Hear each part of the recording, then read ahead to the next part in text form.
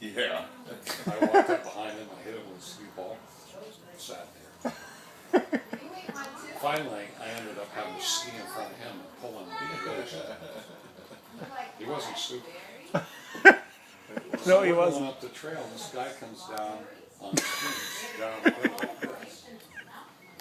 And stupid frickin' dog decides she's gonna chase that guy on skis. I'm holding on to the rope.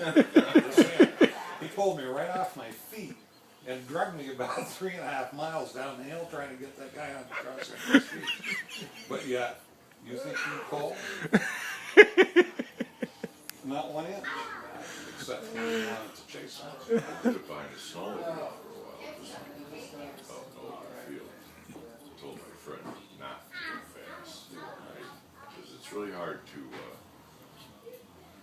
control yourself if you're on cross country ski. Yeah, no which is kidding. basically what they do for that stuff. I mean, the best thing to do would be to have regular downhill skis, so you could move your feet, or have backcountry skis.